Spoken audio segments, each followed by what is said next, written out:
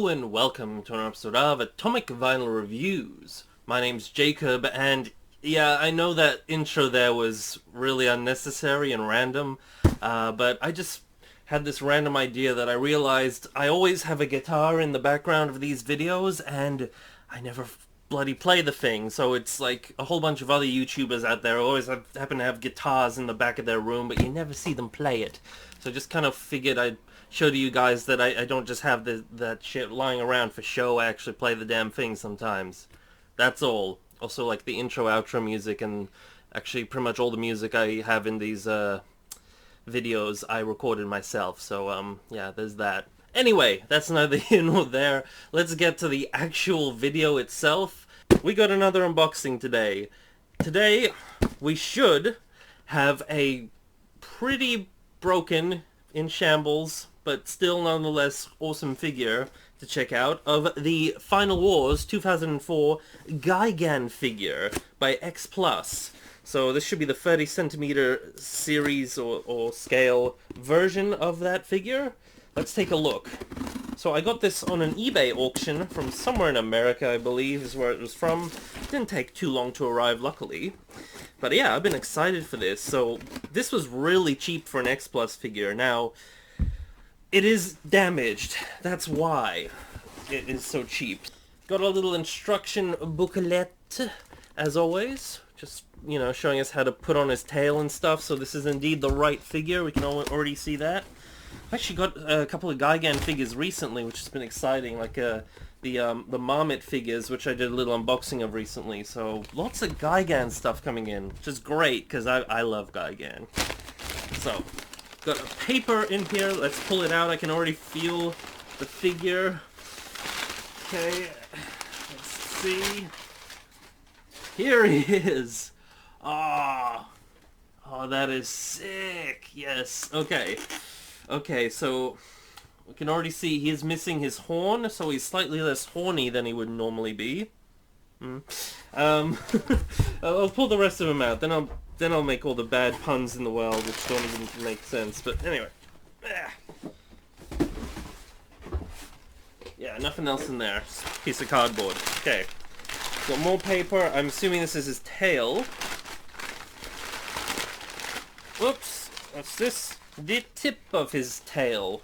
Nice silvery little tip with these sharp little hooky things. So that's good. We've got that. And the tail itself. Ooh. Feeling very spiky. I like that. All my other Final Wars Gigan figures have these spikes as like one block of plastic pretty much. Oh, except for the, actually this one, the other Marmot figure does kind of have them like this. But, you know, they're nowhere near as detailed as an X+, but, you know, it gives you some idea there. So I actually have all my Gigan figures here so we can compare them. It's a little Bandai vinyl, a really good figure for a Bandai vinyl. There we go. So, this Gigan, he's missing one of his claws. What I can do is I can make a mold of it, and I can make a copy, so he can actually have his second arm. That's no problem. Whether I'll actually get round to doing it or not is the other thing, but the important thing is I actually have the means to do it. I know how to.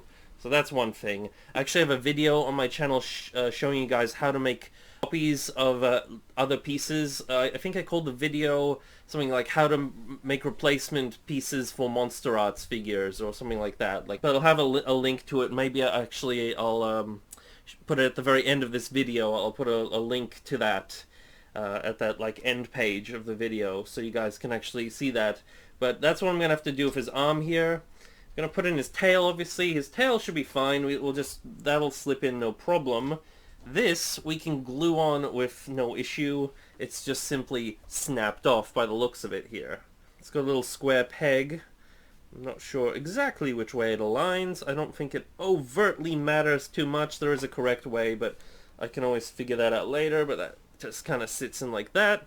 Really love this sort of biomechanical design of Gigan. I think the Final Wars version of him is really cool. They did a great job with this version of Gigan, revamping him for the Millennium era. That's really sweet.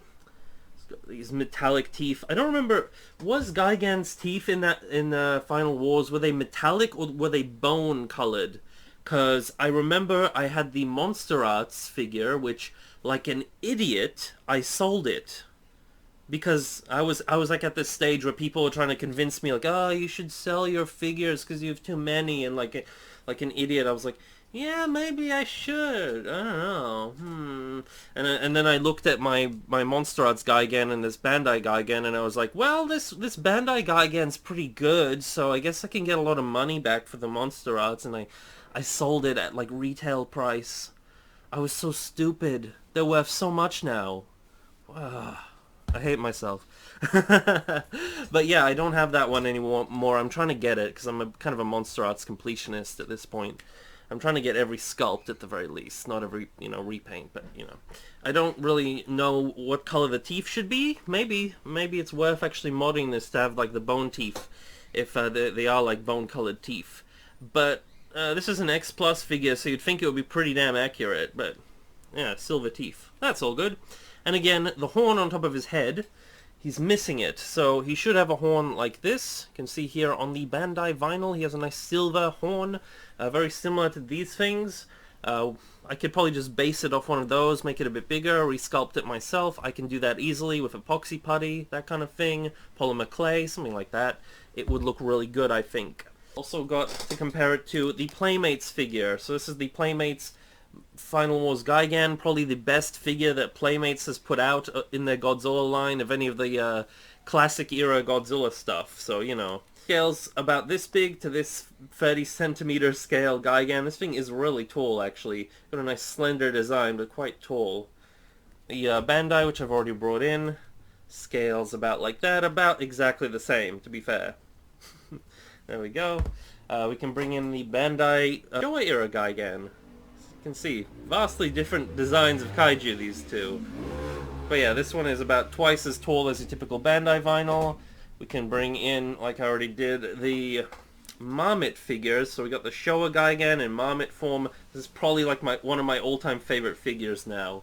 It's not perfect. It's like the paint on him is a little sloppy, but just something about this thing, I don't know. It's just so aesthetically pleasing.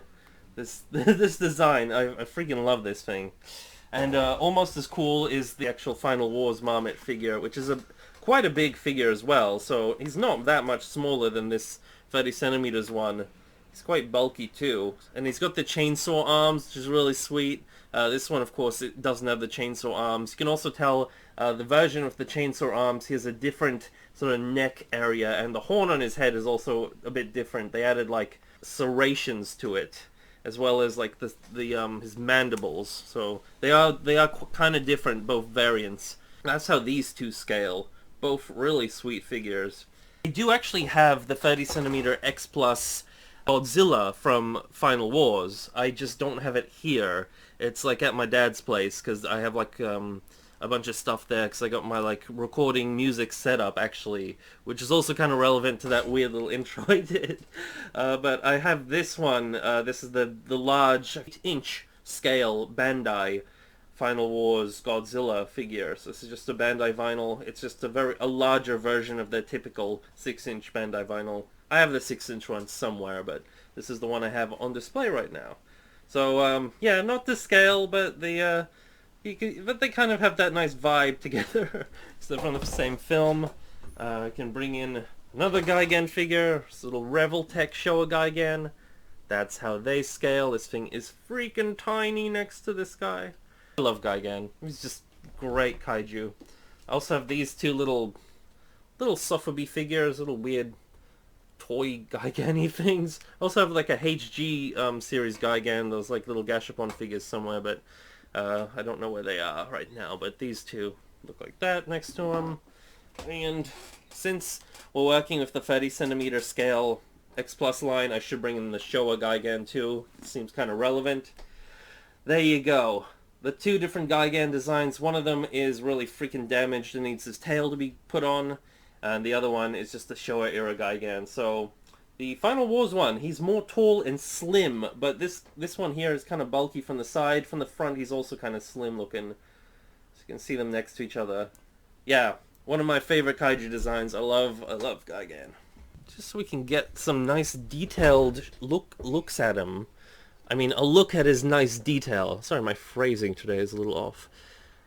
But he, again, like our other X Plus figures, like what you'd expect, he actually has a transparent red visor with like silvery little compound eye baubles sculpted underneath, which will look really cool in person. It's more subtle than some of the other versions, like the recent Megalon figure that X Plus put out, or the Showa Gigan, but it's still there, and it looks really cool, as well as that little bead eye thing where he actually shoots his laser from. That's real sweet. There's the hole on his head, which I need to actually, sculpt that in, paint it up, glue it on, do all that stuff. But that, I'll do that in time. We'll see. We got really nice detailing on all these just plate metal details, this nice deep blue colored ones. I love how rough these are. That's one of the things that I really, just seeing this thing in person kind of stands out. It's just, there's actually texture to all of this, and it's really nicely done. It actually feels really, really cool and well detailed. There's a lot of texture, there's some wrinkling to the suit as well in other parts when we get lower down. And I love how all these rivets are actually painted in with silver. You can see them on the neck there, just around these areas, all these little rivets painted in really well. And I love how they actually went in with the blue and the black paint here, like the blue on those weird veiny details and the black in between, looking really cool. Also got lots of these spike details, which are really nice and sharply done. Very, very cool. Then, of course, you have his claw arm here, which, like I said, I need to make a copy of it. It's going to be a little tricky, but we can do it. It's doable, I think. And once we have a copy of that, I can actually give him his other arm, because it looks a bit sad without it. Of course, we have the trademark buzzsaw that Gigan has down his belly here. One kind of issue I always have with figures of Gigan, I'm not sure, I have to look at him in the movie whether it looked like that or not, but it always looks like this buzzsaw wouldn't be able to function because there's no real gap up here to let like the blades from inside him come out and kind of swoop around, and then when it gets to like his crotch area, it looks like if this blade were to turn in to like go around like you'd expect like the chainsaw buzzsaw thing to work, that would kind of cut into his crotch. Like, you need a bit of gap there for that actual claw piece to kind of sink in. It doesn't look functional, was what I'm trying to say. But there are scenes in the movie where it's actually working and he uses it as a weapon, so I have to, like, look really closely at those scenes to see if they're, like, accurate to how he looks normally, or if they use some other, like, weird, slightly altered version of the suit. Which, I mean, obviously they would, but, like, I need to see it in the film again just to really be able to tell how it works properly. But there's always just an element of that buzzsaw that in the figures doesn't really look like it would work. But there's always scenes in the movie where he does use it, so there's something a bit off about that. But never mind. Let's move down to his detailing. This detailing on the suit is really reminiscent of like H.R. Giga's Alien designs. It's got that sort of biomechanical texturing to it with all these piping and all this rubbery details in between with all these mechanical details added on top. So that's really cool. Really nice take on Gigan's design. And right here we get some really cool wrinkling in the suit where you can see like the suit actor's legs would be, and the suit kind of like warps a little bit in this area, and that looks really effective. It really gives this thing a nice convincing look like it is, the real Gigan suit. So that I really love that. That's something that X Plus does all the time, and I really dig that. Got these vicious looking spikes back here. I mean, look at these things. Got nice sort of weathering dark paint on them at the tips, or not at the tips, at the base there, to really make these the tips here sort of look even more sharp and menacing. And they are sharp actually, which is really cool.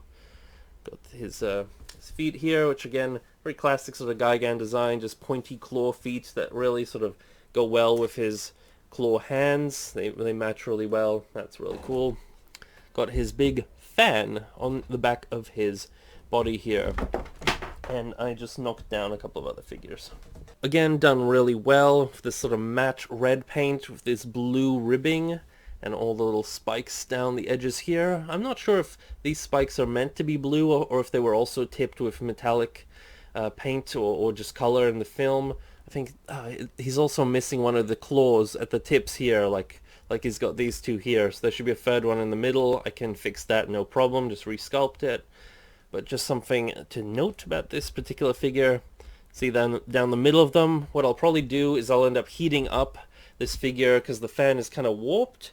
So I want this to kind of bend out more and this one to be more centered. So I'll heat the figure, I'll bend them to the shape that I want. When they cool down, while I'm holding them like that, they'll end up staying in that position. So that'll look a lot better once that's done. Again, I love that rough detailing on the neck there on these armor plates. Looks real sweet. Also love the riveting at the base of this fan here. All these little, I don't know what you should call them, these little segments kind of like attached here, like a spine type detail. And then we come down to the armor, the metal armor plating running down the tail, and he's also got the nice silvery details on his knees here, which look real cool. So just bringing in the tail, very similar to the rest of the body, just got a lot of silver details on the top of his tail here. I kind of wish they would have gone with some back airbrushing just closer to where these segments kind of touch each other to sort of imply shade, or like a darker shade between them, like in these areas, in these little crevices, just kind of fanning out slightly over the silver. I think that would have brought out the sculpt a lot more. But you know, it's a very subtle thing, very small detail, nothing really to worry about. Also in these little crevices inside each little piece, I'll have to check the actual movie again, but I think they would look good if there was like black paint painted in them or some other paint variants, because I think that might have been the case in the film. I could be wrong. But under the tail we have the same sort of great biomechanical design, all just really nicely sculpted in, looking very sweet. Again, with those blue veins running over the top of it. Very nice. And I actually dropped the tip, which had the little metal tip, but you guys know what that looked like, so yeah. And I love all these spikes on the top of this here. They're all sculpted beautifully, and they're all actually sharp, so be careful of this, because you could actually cut somebody probably by doing this. It's plastic, but still actually sharp plastic, which is a nice change for once, compared to the more toy-like figures that you get of this Gigan with the Bandai vinyl, the Playmates or whatnot. So that is my unboxing of the 2004 Final Wars Gigan figure by X Plus from their 30cm series. I dig this thing. I'm really happy I did get it, especially for the price I got it at. Now, I am bummed out about the arm especially, because that's going to be the most tricky thing to duplicate, because it is quite big, and it does have some of these other little details which might make the mold making process a little bit more complicated. We'll have to see, but just as a figure itself, especially kind of imagining it with all its parts, really cool, and I really dig this design. I always dig Gigan in general, just a fantastic monster design. A really goth-looking version of Gigan, especially this one, the Final Wars one. I do hope they bring him back someday, because Gigan is such a classic kaiju and such a unique monster design. That'll be really cool. There we go. His tail should go on like that. Yeah. Sweet figure. And don't forget to check out my video on how to actually duplicate parts for your figures. It's really good for little small parts, especially. If you have broken a figure or lost something. I've used that technique a lot for helping out people who have lost parts of their Monster Arts figures. If I happen to have that figure and the time, then occasionally I will actually use this method to make molds of that and make them a copy, and then they can basically put that copy on their figure and fix it up. It doesn't work perfectly 100% of the time. It can be a little fiddly, but it is really good and fairly cheap. The mold making parts are reusable, so you can always reuse that same material, so there's no real loss in that department, which is kind of the best thing about that method. So yeah, I'll have that link coming up very shortly. But yeah, I hope to see you in one of my future videos, but until then, may all your vinyl be a radiated vinyl. Over and out. Bye.